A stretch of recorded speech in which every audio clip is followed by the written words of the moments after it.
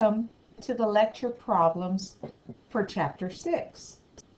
Let's begin with the first problem. Here, question 1 says, a child is practicing for a bicycle motocross race. His speed remains constant as he goes counterclockwise around the level track, which has two straight sections at points B and points E, and two semicircular sections at point A, C, and D.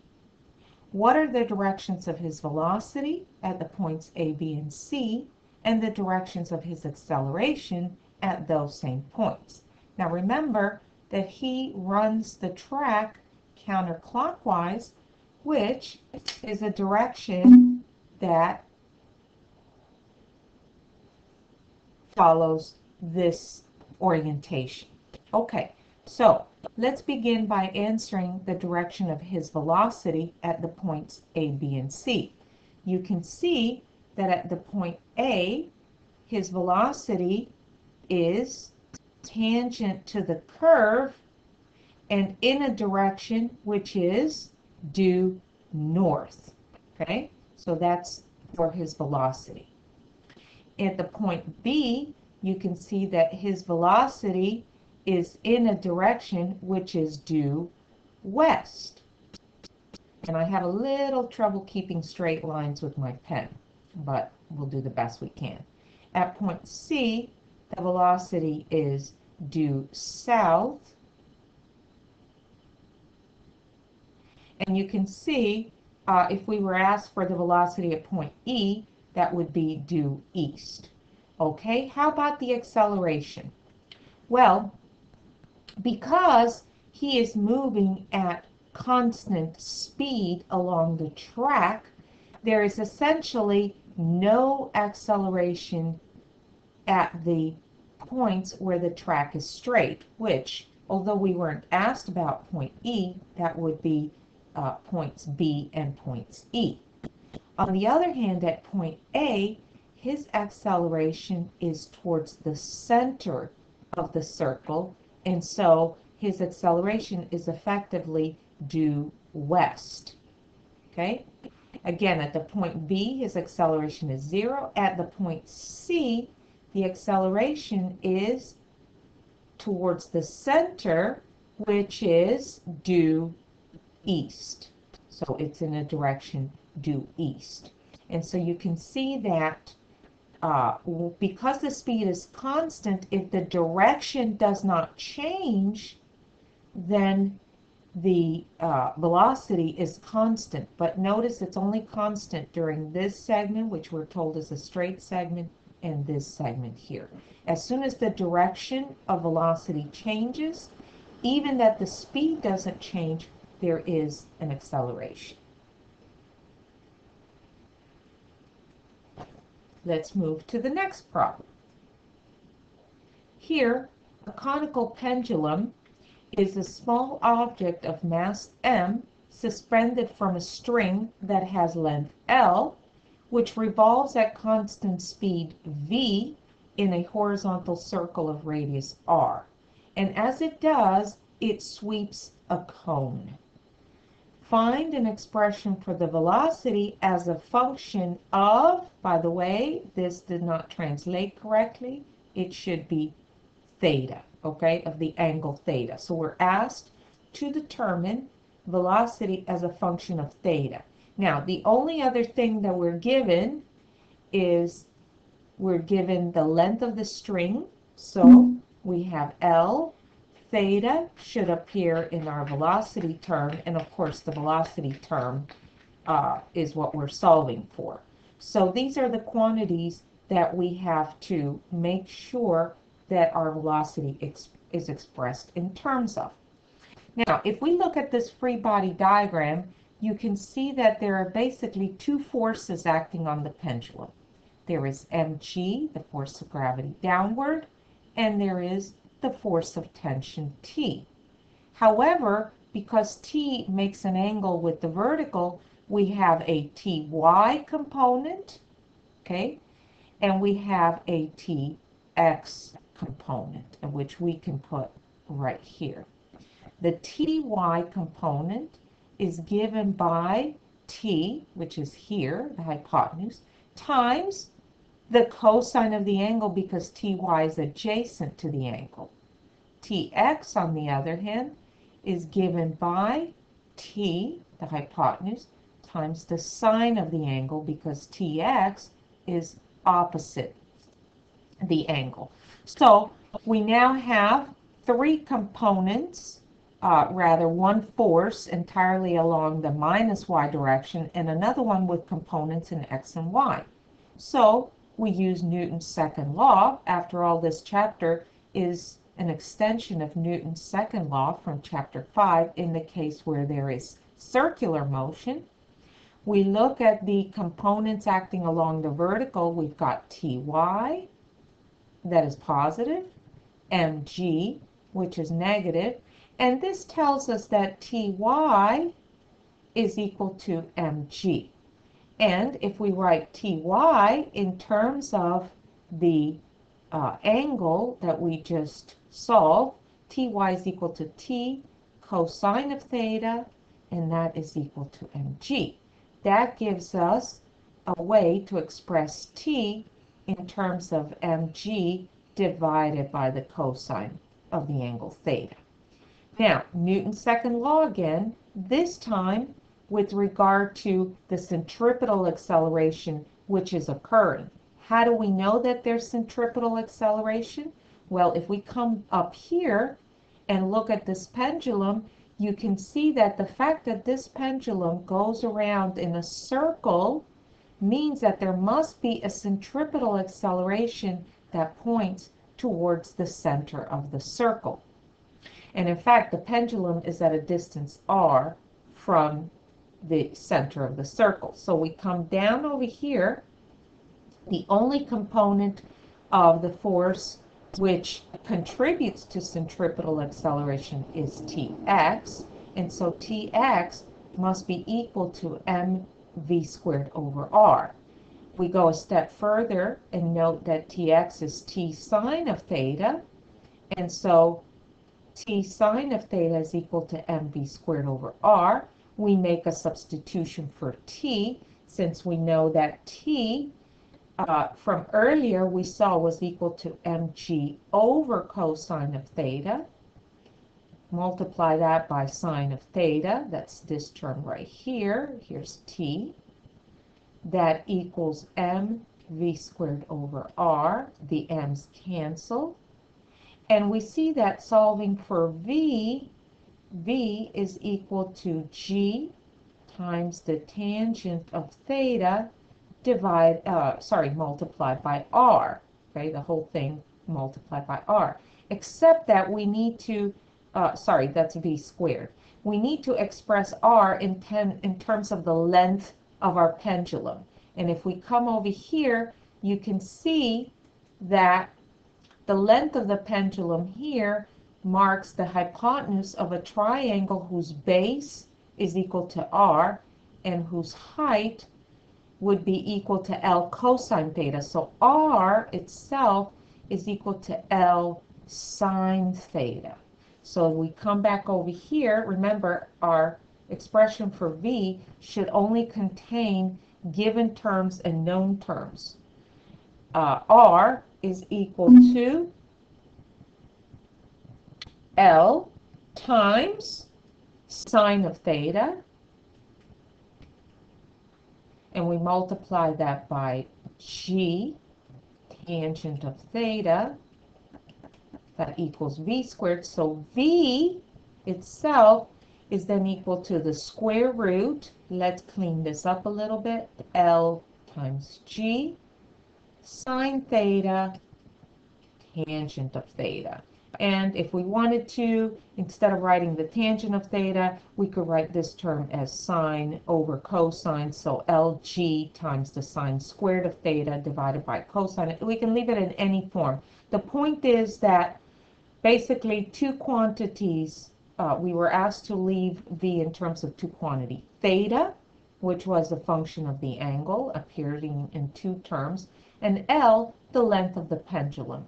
so that for any given theta and L, the length of the string, we have a way for determining at what speed that pendulum bob is going to move along its circular cone, the base of the circular cone.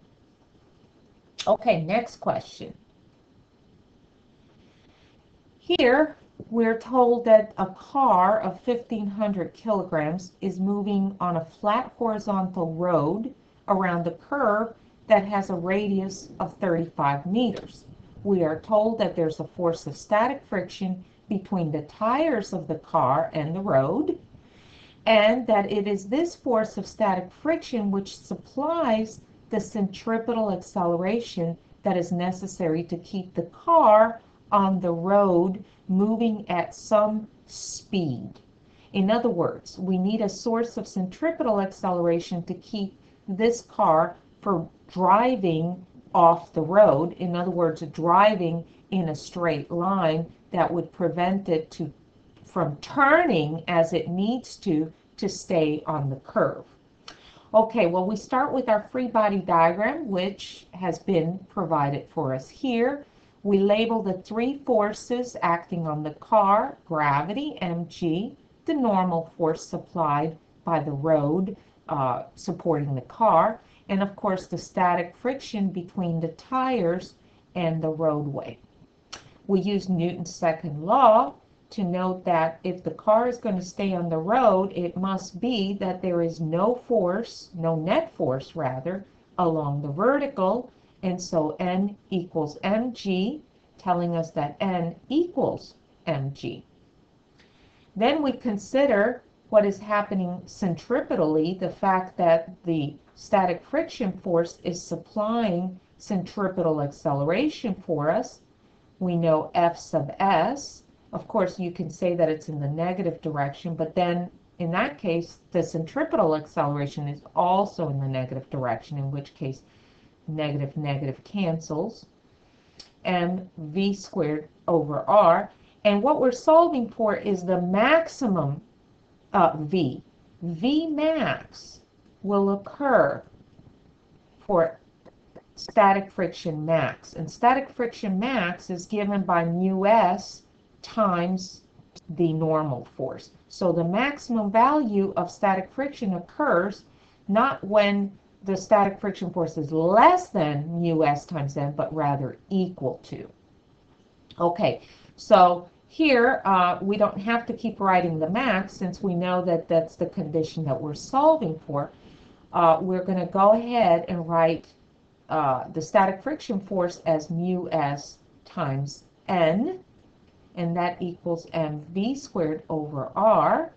But earlier we saw that n equals mg. This was from our first equation, so we come down here and now make the substitution: mu s times mg for n equals mv squared over r. The m's cancel, and so we can see that the maximum v, okay, which was the condition, you know, this would be max right here, for example, right? Which is when we can say that the static friction force equals mu s times mg. V max, you can see, is equal to mu s times r times g, the square root. And so the maximum velocity that a car can safely take depends on the radius of curvature and what the coefficient of static friction is between the tires and the roadway. Next problem. Here, we're going to work under the condition that because the road is icy, there is actually no static friction between the tires of the car and the roadway. That's a very dangerous situation because we have to have some force to supply the centripetal acceleration necessary to keep our car on the roadway. And the way we're going to accomplish that is by banking the roadway. If you notice here, this bank right here guarantees that the normal force, which is perpendicular to the incline, has both a component which is balances out the force of gravity, and another one which is parallel to the roadway. And in fact, it's this component right here which will supply the centripetal acceleration, which is very necessary for our car to keep on the roadway. In other words, to have some component of centripetal acceleration to keep the car on the roadway. Okay, so if the designated speed, maximum speed, is 13.4 meters per second, that's our Vmax, and the radius of curvature is 50 meters, what should be the angle at which the road is banked? Okay, start always with Newton's second law, noticing that along the vertical, the forces are balanced, but this time it's Ny minus Mg. Okay, where Ny is going to be N times the cosine of the angle, because Ny is adjacent to the angle, and that should equal Mg. So we get our first equation. Then for our second equation of Newton's second law, we know that because we have to have a source of centripetal acceleration, this is going to come from Nx. And so Nx equals N v squared over r, where Nx is equal to N times the sine of theta. See, it's the side which is adjacent to the angle. If we come over here, see, Nx is adjacent to the angle theta, which would be this angle right here. Okay, so that N sine theta equals M v squared over r. And if we want to substitute a value for N, you can see here N equals Mg divided by cosine theta. We take this and place it here, Mg divided by cosine theta times the sine theta. Well, you know that's going to give us tangent, equals M v squared over r. Okay, the m's cancel. Remember, we're solving for the angle theta.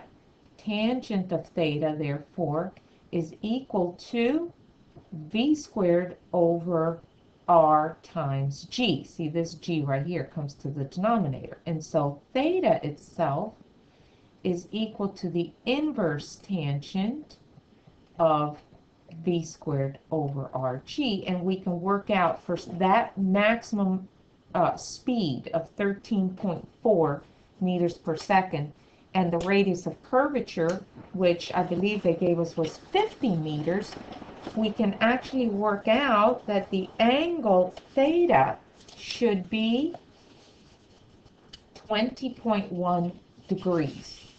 Okay, so in other words, if we are to have no component of static friction to provide the centripetal acceleration to our car, and that would not be the case in Florida where we don't have ice, but if we lived up north, assuming that there is no mu s, in other words, mu s goes to 0, then we have to have for that minimum, the speed of taking the minimum speed of taking the curve safely, we need an angle of banking, which is 20.1 degrees. Okay, next problem. Here, we're told that a pilot of mass M is in a jet aircraft executing a loop-de-loop. The aircraft moves in a vertical circle, which has a radius of 2,700 meters, and the speed of the pilot's motion along the loop is 225 meters per second constant. Now the speed may be constant, but the direction of the velocity must not be constant, otherwise the pilot is not going to stay in the loop. Okay, so we're asked to determine what is the force that the seat exerts on the pilot when he's at the bottom of the loop, which is this situation right here, sorry, the bottom of the loop is this situation here. My pen's not working very well at this point for some reason. Anyway, let me come down here and see if we don't get a little improvement on the pen. All right, here we go. When the pilot's at the bottom, let's draw him as a free body diagram. We can see that that's this situation here. We have the force of gravity towards the Earth, mg, and we have the normal force that the seat supplies, n, pointing upward, okay? Now, the centripetal acceleration points towards the center of rotation, so a sub c points in the positive y direction. So here, no horizontal forces. We now say that F sub y equals m a sub c, where F sub y, the net forces in the y direction, are n minus mg, and that equals mv squared over r.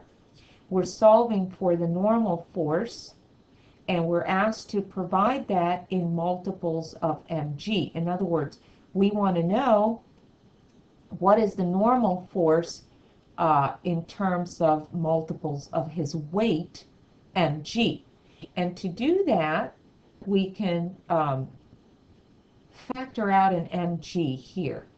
To factor out an mg, that means we have a 1 right here plus v squared over r sub g. That is so that when we multiply mg times the second term, we get mv squared over r. When we plug in the numbers, we find that this right here works out to be 2.91, which means that the normal force that the seat exerts on the pilot is 2.91 times the value of his weight, or we might say 2.91 Gs, okay? Now, when he is at the top of the loop, he's effectively upside down. In this case, we've got the force of gravity, which is still downward, mg, but the normal force, because the pilot is upside down, the normal force also points downward. And in this case, the centripetal acceleration is towards the center of rotation, which is also downward. So let's see. Let's look at all of the forces. F sub y equals m a sub c. We got minus n minus mg equals minus m v squared over r. Okay? We multiply -1 on both sides. All terms become positive. N equals minus mg plus m v squared over r. And we use the same factoring that we did earlier. This is -1 plus v squared over rg, and this gives us 0.91, which when we multiply by his weight tells us that at the top of the loop he's actually subjected to less than 1 times his weight, so less than 1 G. Okay, so at the top of the loop and then at the bottom of the loop, you can see about 3 times his weight. Okay, next problem. Here, we seem to be missing our picture for some reason. A swing ride, and I can tell you something that based on what I recall, we've got the carnival chair is right here, and you probably have this in your notes. There is a rope that connects the carnival chair of length L. There's an angle here, I believe is 65 degrees, and this is the radius. L is 12 meters, so we still have that. This is the the base of the triangle, which is 12 times the sine of 65. And we're asked to determine the tension in the cable, that's this tension right here that supports the chair, as well as the speed of the chair. So we're solving for T and we're solving for V. Well, we need a free body diagram to help us. Let's start with considering the chair and the occupant, which, by the way, we were told was 220 kilograms. Here is the force of gravity, mg. Here is the force of tension, which has two components, Ty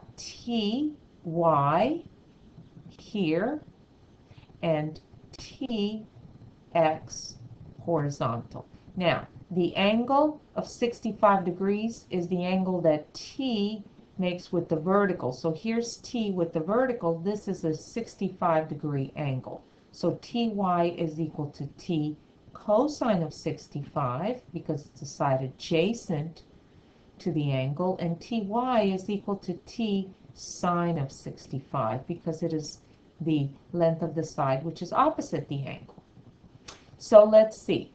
We've got Newton's second law in the vertical, no acceleration. Okay, our occupant's not going up and down, he's only going around. So Ty minus mg equals 0. That tells us that T times the cosine of 65 is equal to mg, or in other words, T is equal to mg divided by the cosine of 65 degrees. And that, when we solve numerically, we get T is equal to, let's see, that's my last problem. T is equal to 5,102 newtons. So in other words, we use 220 kilograms times 9.8, which I get as 2,156 newtons. We divide that by the cosine of 65. That gives us the tension that the rope exerts on the chair and the occupant. Now, to get the speed of the chair, we use Newton's second law in the fact that we have centripetal acceleration along the horizontal.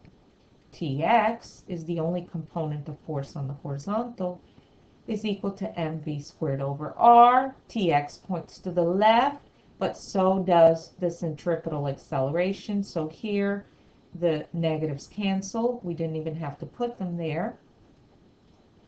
T sine of theta, or 65 degrees, equals mv squared over r. We are solving for v.